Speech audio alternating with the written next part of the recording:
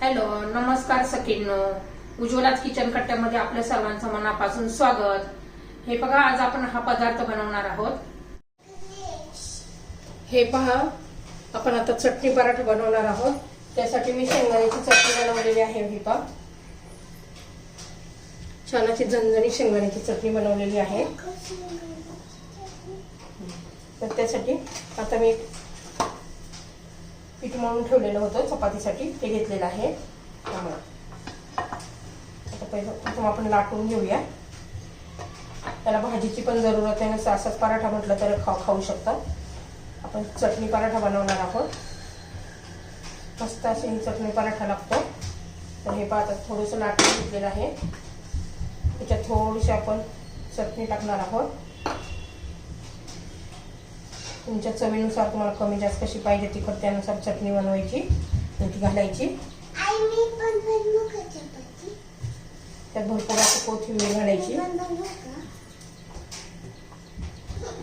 तर हे पहा, चटणी आणि कोथिंबीर टाकून घेतलेली आहे. थोडेसे असे तीळ घालायचे.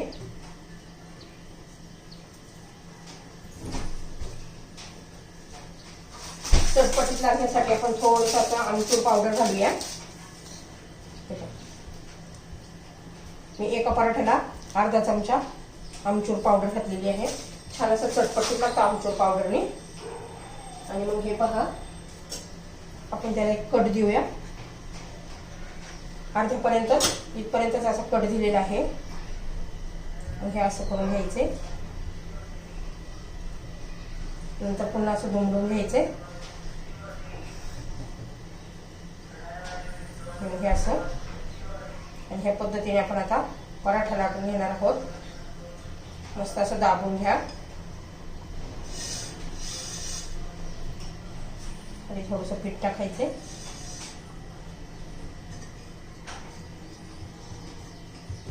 आता लाटून घेऊया.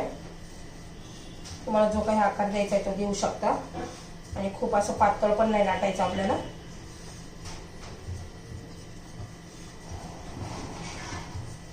मी तवा गरम करण्यासाठी ठेवलेला आहे.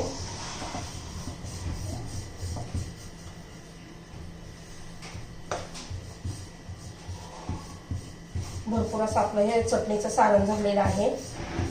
हे पण मी असा गोल लाटून घेतलेला आहे. आता तवा गरम झालाय का पाहूया. तर हे पहा, तव्याला थोडंसं मी तेल लावून घेतले. लोखंडी तवा आहे.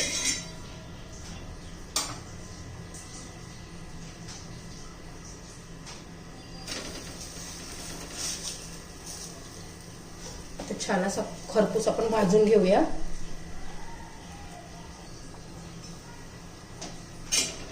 हे पहा, उलटा करून घेतलेला आहे.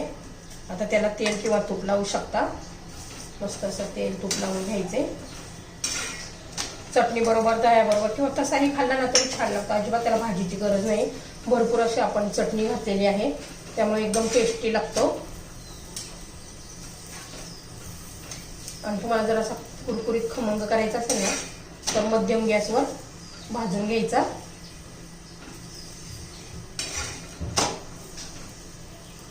आणि तुम्हाला जर ह्या चटणी पराठ्याची रेसिपी आवडली असेल तर लाईक, शेअर आणि सबस्क्राईब नक्की करा. सबस्क्राईब केलं म्हणजे रोजचे नवीन रेसिपीचे व्हिडिओ तुम्हाला पाहायला मिळतील. तर हे पहा, आपला पराठा तयार झालेला आहे, चटणी पराठा.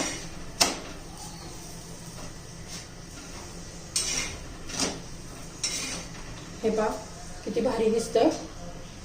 वरून असं कडक कुरकुरीत झालेलं आहे. आत मस्त मऊ आहे चटणी.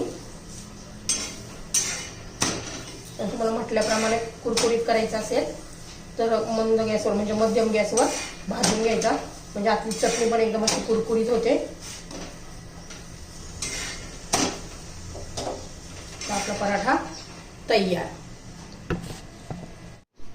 हे पहा, आपला पराठा कसा तयार झालेला आहे बघा. किती छान आतमधून भरलेला आहे बघा सारण चटणीचं. मस्त असा आपला हा पराठा तयार झालेला आहे.